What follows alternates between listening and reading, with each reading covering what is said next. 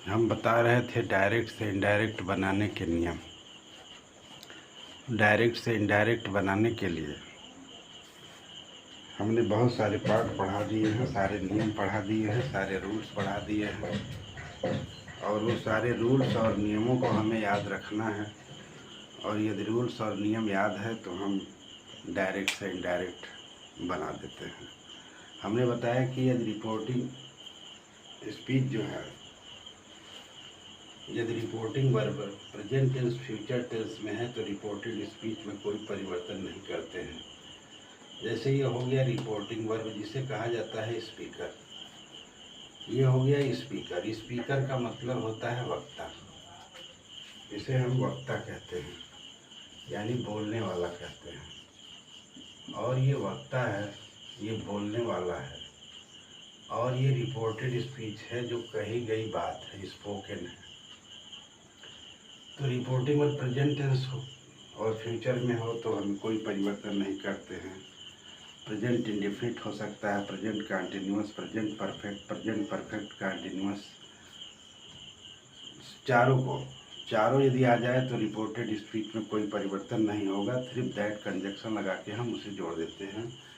उसी तरह से फ्यूचर टेंस है तो future indefinite, future continuous, future perfect tense, future perfect continuous tense भी आ जाए तो रिपोर्टेड स्पीच में कोई परिवर्तन नहीं होता है। जैसे यहाँ लिखा राम से प्रेजेंट इंडेफिनिट है, हरी हैज गॉन टू आगरा है। इसमें कुछ नहीं करना है, सिर्फ दैट कंजक्शन लगा करके हरी हैज गॉन टू आगरा लिख देना है। ही सेज टू मी है तो कंचन कुक्स द फूड है तो ही टेल्स मी दैट हो जाएगा, कंचन कुक्स द फूड हो जाएगा। दैट कंजक्शन लगाना है। टेल्स है तो टेल्स वाला तो हो जाता है, सेज टू का टेल्स लिख देते हैं, सेज टू का टेल है, सेज टू का टोल्ड है, सेड है तो सेड रहेगा, सेज है तो सेज रहेगा, से है तो से ही रहेगा।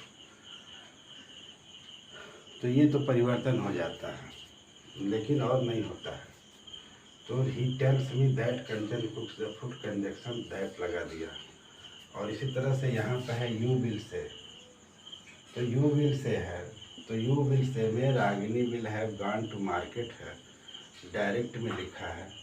तो यहाँ पे यू विल से दैट, यहाँ दैट कंजक्शन लगा के ये सब हम जोड़ देते हैं। उसी तरह से यू आर सेइंग, ये प्रेजेंट कंटिन्यूअस है तो यहाँ भी दैट लगा करके he was cooking the food हो गया। डायरेक्ट से इनडायरेक्ट कंजक्शन जब बनाए तो दैट लगा दिया।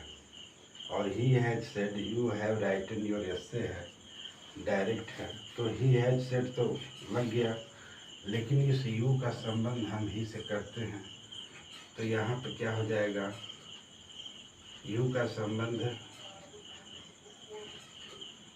ही से न करके हम इसको ऑब्जेक्ट से करते हैं।